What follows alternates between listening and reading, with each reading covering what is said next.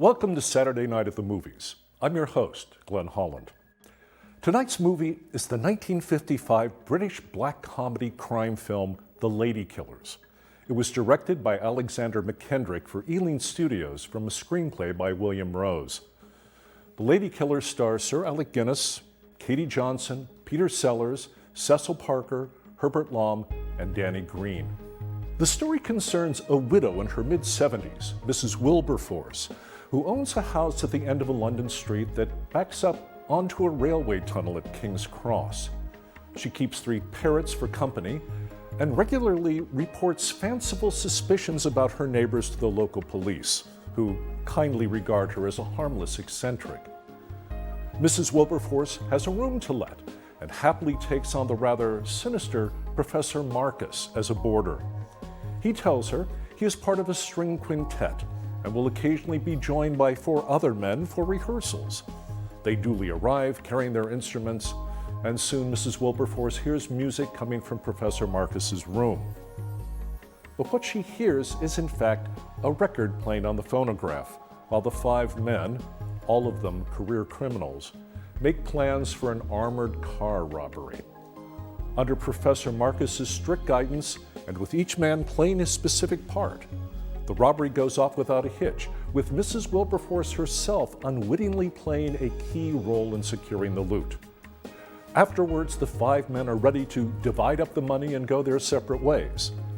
But what if something were to happen to alert Mrs. Wilberforce to what they have done? What might the perpetrators decide to do to protect themselves and their ill-gotten gains from the police? The Ladykillers was one of the last, and considered by many to be the best, of all the post-war comedies produced by Ealing Studios in London. In the 30s and 40s, Ealing made comedies featuring British entertainers who were already well known to the public from performing on stage. These included Gracie Fields, a music hall singer and comedian, and George Formby, who became famous for playing the ukulele while singing comical songs.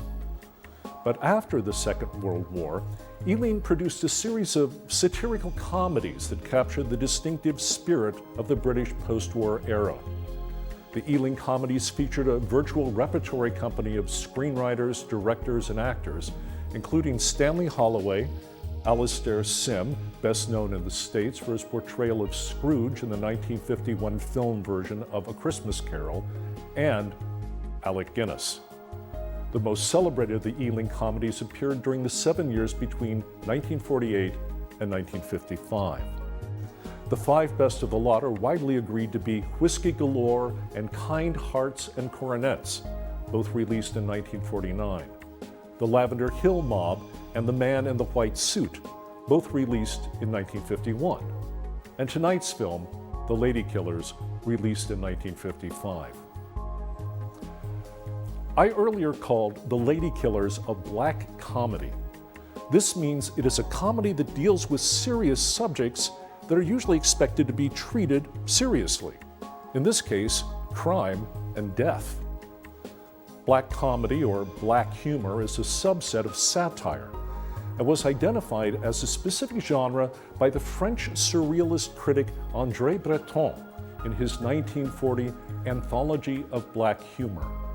His earliest example was Jonathan Swift's cutting 1729 satire, A Modest Proposal, which suggested the best way to relieve poverty in Ireland was for Irish children to be sold as food for the English gentry. Black humor appeared in American literature in the work of writers such as Nathaniel West and Vladimir Nabokov, and became a staple of American movies in the mid-60s, fitting in with the spirit of the times. But there were strains of black humor in motion pictures almost from their inception. For example, Alfred Hitchcock's suspense films often have an element of black humor in them, and you'll notice that The Ladykillers sometimes resembles a Hitchcock film in its style and tone, as well as its production design. In fact, Sir Michael Elias Balcon, who led Ealing Studios when The Ladykillers was made, had been a mentor to the young Alfred Hitchcock, when Hitchcock was first beginning his work as a director in Great Britain. The Ladykillers was a popular and critical success and is usually considered the best of the evening comedies. It has variously ranked over the last 25 years as the 29th best British film ever and the 36th, the 13th, and the 5th greatest comedy film of all time, in different polls, obviously. The story has been adapted for the stage as an opera in 1966 and as a play in 2011. The Coen brothers offered an undistinguished American remake in 2004 that starred Tom Hanks as the criminal mastermind. William Rose's screenplay for The Ladykillers was nominated for an Academy Award for Best Original Screenplay and won the BAFTA Award for Best British Screenplay. Critics characterized the script as a first-rate example of British comedy that effectively portrayed post-war British manners and society. In fact, William Rose was an American, born in Jefferson, Missouri, who served in Britain with a Canadian infantry regiment during the Second World War.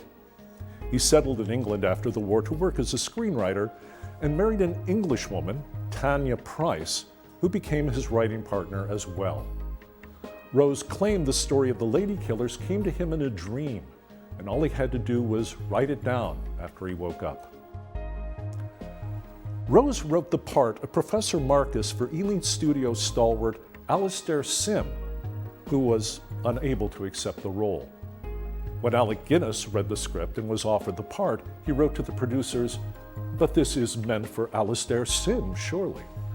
So Guinness adopted the humorous but sinister manner he felt Sim would have brought to the part. And Guinness's makeup, with the hairpiece, the oversized teeth, gave him, in the end, an uncanny likeness to Alastair Sim. The character of Mrs. Wilberforce recalls that her 21st birthday party was cut short by the news that the old Queen had died. Queen Victoria died on January 2nd, 1901, making Mrs. Wilberforce 75 years old. The film's director, Alexander McKendrick, chose Katie Johnson for the role of Mrs. Wilberforce. Johnson had played lots of small parts in other movies, but The Ladykillers was her only starring role. The producers originally rejected her for the part of Mrs. Wilberforce because they were afraid that Johnson, at 76, might prove too frail to complete the film. They cast a younger actress instead, but she died before filming began, so Johnson was given the part after all. Before the film was released, McKendrick asked the distributor to give Katie Johnson star billing above the title, reasoning that her turn as Mrs. Wilberforce might be her only starring role. Ealing Studios head Sir Michael Balcon later wrote, "It was curious to see Katie Johnson accept her elevation to stardom quite calmly in her 70s, while it was Peter Sellers, still in his 20s, who was unsure of himself. Sadly, Katie Johnson's only big part was her last, but that is surely the way for a pro to go."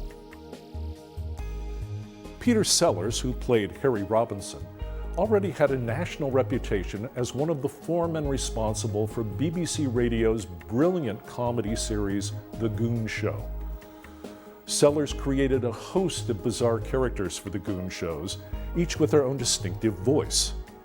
But he approached his early film acting with trepidation. He later said The Ladykillers was the first real film I made. I used to watch Sir Alec Guinness, who is an absolute idol of mine, do everything, his rehearsals, his scenes, everything. It was fascinating.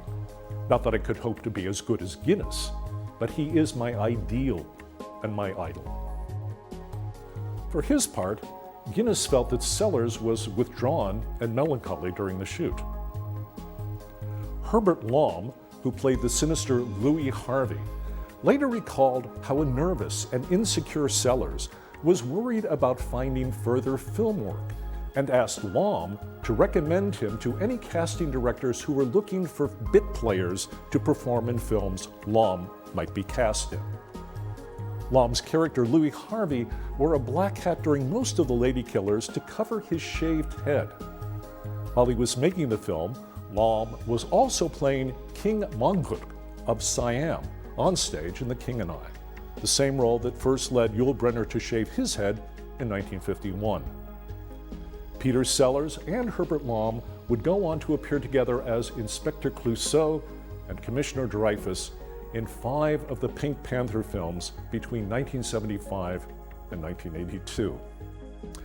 And just for your information, the 5-pound note Mrs. Wilberforce gave the street artist at the conclusion of the Ladykillers would be worth 107 pounds, or about $138 today. And it was Peter Sellers who provided the voices for Mrs. Wilberforce's 3 parents. Please join us again next time for another Saturday Night at the Movies. I'm Glenn Holland.